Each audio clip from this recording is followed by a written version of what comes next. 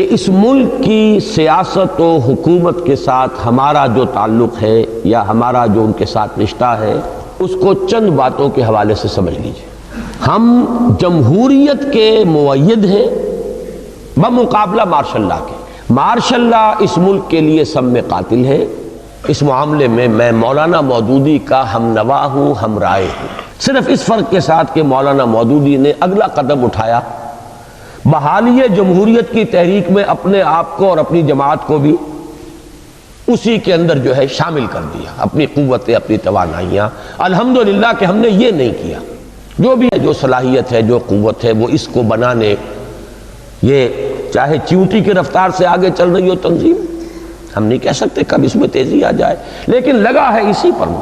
ہم نے اپنے آپ کو بحالی جمہوریت کی تحریک میں خود شامل نہیں کیا ہے۔ دوسری بات یہ کہ ایک جمہوریت آئیڈیل یا اسلامی جو میں اپنے ذہن میں رکھوں گا تو میرے اپنے ذہن کی جنت ہے، اس وقت وہ نہیں ہو سکتی۔ جمہوریت جو بھی آئے گی، جیسے جمہور ہے وہی جمہوریت چلے گی، اور جو دستور ہے اسی کی دستوریت اس وقت نافذ ہوگی۔ دستور میں تبدیلی کرانی ہے تو انقلابی عمل ہے، کیجئے، اللہ کرے ہمیں ہمت حاصل ہو جائے، لیکن جب تک نہیں ہوتا تو جو دستور ہے وہی دستور چلے گا، جو جمہوریت ہے وہی جمہوریت چلے گی۔ مزاج قوم کا سیکولر ہے، وہی سیکولر جمہوریت چلے گی۔ اس کے آلٹرنیٹو کی حیثیت سے صرف مارشل لا ہے، وہ مارشل لا ہمیں قبول نہیں۔ تیسری بات، اس عرصے میں کسی سینسٹیو مذہبی ایشو پر غیر منظم اور غیر تربیت یافتہ عوام کو سڑکوں پر لانا، نہ ان کی خیر خواہی ہے، نہ ملک کی، نہ دین کی۔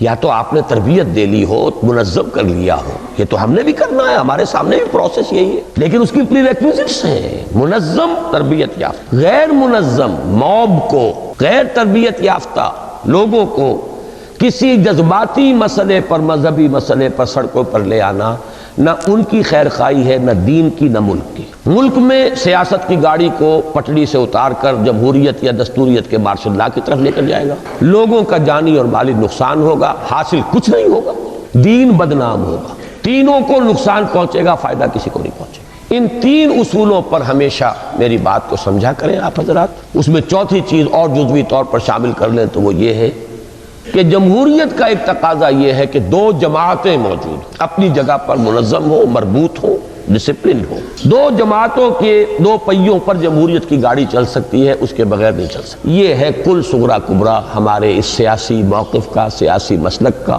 اس کے حوالے سے بات ہوتی ہے، اس کے حوالے ہی سے غور کیا کیجئے، سوچا کیجئے۔ انشاءاللہ تعالی اگر یہ چیزیں چار آپ کے سامنے رہیں گی تو کبھی کوئی خلجان نہیں ہوگا۔